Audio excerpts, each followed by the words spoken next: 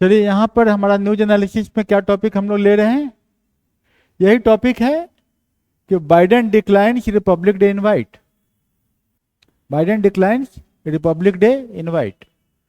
India puts up plans for Quad meet. Narendra Modi और US president Joe Biden during a meeting at the White House in June. उस समय का photograph. India has put up plans to hold the Quad summit in January, state government sources. मतलब भारत जो है quad का summit 26 जनवरी को करना चाह रहा था। कब करना चाह रहा था? 26 जनवरी को। लेकिन अब क्वाड का जो समिट है उसको पुट ऑफ कर दिया, अभी रोक दिया है, आगे बढ़ा दिया है। ठीक है ना। The initiative of mister Biden has been revealed by US ambassador to India Eric Garcetti. Eric Garcetti ने बोला कि भाई अभी बाइडेन नहीं आएंगे। Who said Prime Minister Narendra Modi had invited Mr. Biden for the parade on January 26 during the meeting the sidelines of G20 summit in Delhi। कि G20 के time में नरेंद्र मोदी जी ने बोला था कि बाइडेन साहब आप आइए 26 जनवरी को और हम उसी समय रखेंगे क्वाड का मीटिंग। ठीक है। Quad postponement meant that US President would also miss Republic Day official pointed out that it would be unlikely for Mr. Biden to travel twice in India at the election year। कि बोला कि ऐसा जरूरी नहीं है कि quad की meeting के बाद बाइडेन आएंगे ही आएंगे, दूसरा क्वाड मीटिंग में मे भी कि नहीं भी आए, हो सकता है कि उनके फॉरेन सेक्रेटरी आ जाए, सेक्रेटरी ऑफ स्टेट आ जाए, लेकिन क्योंकि 2 बार आना पॉसिबल नहीं हो सकता था, इसीलिए अभी कुछ कहना मुश्किल है। क्वाड समिट के बारे में यहाँ पर बात हो रहा है। Both Australia Prime Minister Anthony Albanese and Prime Minister Fumio Kishida has indicated that they could fly on January 26 evening to Quad meeting the next day. Official had been awaiting a confirmation from the White House on Mr. Biden's availability। मतलब कि बहुत ज़्यादा clarity नहीं है। Anyhow, मैंने जो question पूछा कि बाइडेन ने मना कर दिया रिपब्लिक डे पैरेड में आने के लिए, क्या कारण हो सकता है, क्या शॉर्ट टर्म नजदीक में क्या इसके परिणाम हो सकते हैं, दूर में क्या परिणाम हो सकते हैं, क्या इसका एक प्रॉपर एनालिसिस है क्या? भारत और अमेरिका का संबंध जो है, इंडिया यूएस रिलेशन जो है, वो लॉन्ग टर्म पर्सपेक्टिव में है। क्या है? लॉन्ग टर्म पर्सपेक्टिव में। शॉर्ट टर्म में may be some engagement, may be some engagement of Biden कभी नहीं आ सकते हैं। जैसा कि एरिक गारसेटी एम्बेसडर ने बताया भी कि there may be certain engagement, लेकिन भारत और अमेरिका का संबंध आज के टाइम में काफी मैच्योर लेवल में पहुंच चुका है, क्योंकि यहां पर 4 पॉइंट बहुत इंपॉर्टेंट है। क्या क्या 4 चीज इंपॉर्टेंट है भारत अमेरिका के संबंध में? पहला है कि हमारा उनका न्यूक्लियर डील के बारे में एक परमानेंट सॉल्यूशन की तरह हम लोग बढ़ चुके हैं। इंडिया यूएसए न्यूक्लियर डील, परमाणु के ऊपर में हमारे जो आपसी संबंध है बहुत मैच्योर लेवल तक जा चुका है।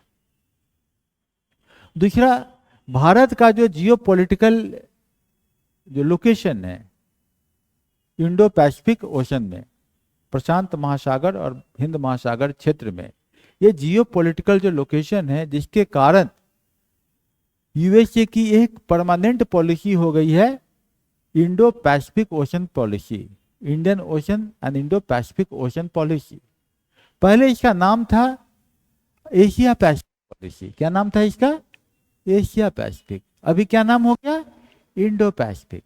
मतलब India has become the centre. China को काउंटर करने के लिए यूएसए के पास भारत एक प्रॉपर अल्टरनेटिव आज के टाइम में है। तो एक लॉन्ग टर्म स्ट्रैटेजी है quad, not short term. Third point है कि हमारे उनके बीच में जो economic and trade related cooperation है, जो कि Indo Pacific economic prosperity framework IPEF, क्या वर्ड बोल रहे हैं? IPEF, Indo Pacific economic prosperity framework, इसमें डिफाइन हो जाता है। Indo Pacific economic prosperity framework के 4 पिलर हैं। एक पिलर है ट्रेड, ट्रेड में फेयरनेस। दूसरा है इकोनॉमिक फेयरनेस। तीसरा है सप्लाई चेन मैनेजमेंट। और चौथा है टेररिज्म से रिलेटेड दोनों आदमी मिलकर काउंटर करेंगे। क्लियर है ना? पहला है ट्रेड में फेयरनेस, इकोनॉमी में फेयरनेस, तीसरा है सप्लाई चेन मैनेजमेंट, और चौथा है टेररिज्म पे हम लोग मिल के काम करेंगे। क्लियर है? इन चारों फेयरनेस के ऊपर में भारत और अमेरिका के संबंध आधारित है आईपीईएफ में।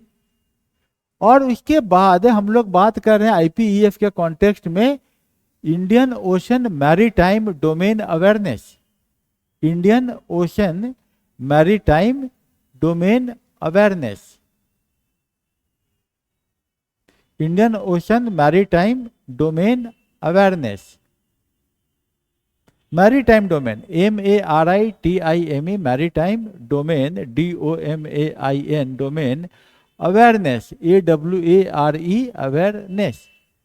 मतलब कि हम लोग अरब सागर, इंडियन ओशन में भारत जो है अपने लोकेशन के कारण उसका डोमेन का अवेयरनेस करेगा।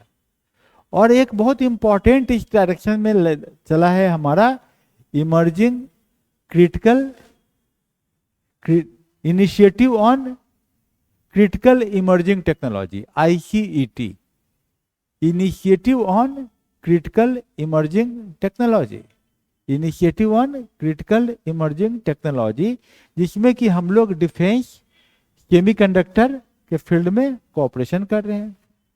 हमारा जो तेजस, जो हमारा ध्रुव, ये जो हमारा लाइट कम्बैट एयरक्राफ्ट है, इसके ऊपर काम कर रहे हैं। सेमीकंडक्टर में हम लोग काम कर रहे हैं। क्लियर है? तो क्वाड जो है ये आज के टाइम में एक इसेंशियलिटी बन गया है अमेरिकन डिप्लोमेसी का। ये तो शॉर्ट टर्म है, लॉन्ग टर्म में कभी इतने चीजों को अमेरिका कुर्बान करना चाहेगा? लंबे टाइम से चला आ रहा है। क्लियर है? तो क्वाड, अब हमारा आंसर बन रहा है कि नहीं बन रहा है? हमने एनालिसिस कर लिया भारत अमेरिका के संबंधों के ऊपर में। पहला क्या है? जो हमारा न्यूक्लियर के बारे में, न्यूक्लियर में के बारे में इरिटेंट था पहले, अमेरिका ने बैन किया था 1974 के, फिर 1998 में, अब बाद में 2005 के बाद हमारे आपस में संबंध बने और हमारा जो है डिफरेंट एग्रीमेंट हुआ, जिसके तहत हमको न्यूक्लियर सप्लाई ग्रुप से सामान आना शुरू हो गया। वेस्टर्न एग्रीमेंट हुआ, ऑस्ट्रेलिया ग्रुप का एग्रीमेंट हुआ, और हमारा न्यूक्लियर के बारे में एक ट्रस्ट डेवलप हो चुका है। इंटरनेशनल एटॉमिक एनर्जी एजेंसी हमारे देश के सभी न्यूक्लियर रिएक्टर्स वगैरह में जाके देख लेता है कि हमारे यहाँ वार के लेवल में नहीं है। We are a nuclear capability संपन्न देश हम हैं, परमाणु हथियारों से संपन्न देश है, लेकिन हम अब न्यूक्लियर का यूज कहाँ करना चाहते हैं? एनर्जी के फील्ड में। इस बात को लेके अमेरिका आश्वस्त हो चुका है। तो अब हमें जो प्रॉब्लम है, प्रॉब्लम तो नहीं रहेगा। इतनी बातें समझ में आ गई। अब हम आपको ये बोल रहे हैं कि मान लिया कि आपसे क्वेश्चन पूछा जाता है कि भारत अमेरिका संबंध के ऊपर में आप क्रिटिकली एक लंबा सा 400 वर्ड का निबंध लिखिए, तो आप लिख पाएंगे? कॉन्फिडेंट है लिख लेंगे? चलिए होमवर्क बना लीजिए। ये आपका क्या हो गया? होमवर्क हो गया। जैसे ही आप इस होमवर्क को कंप्लीट कीजिएगा, आप हमारे इस सवाल का जवाब कहां पर देना है आपको? किसके सामने देना है? Who is the best interview board? आपका आईना। कौन है आपका इंटरव्यू बोर्ड सबसे अच्छा? आपका मिरर। कौन साइज का मिरर? Full length mirror. उसके सामने में कुर्सी लेके बैठ जाइए,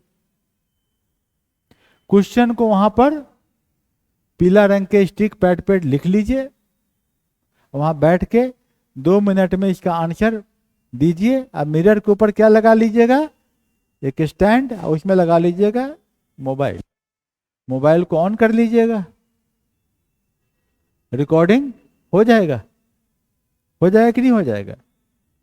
रिकॉर्डिंग कर लीजिएगा, फिर उसको देखिएगा, फिर उसको अपना नोट्स को देखिएगा, फिर दोबारा बैठ जाइएगा। अगर ऐसे 10 प्रश्नों को देख लिया जाए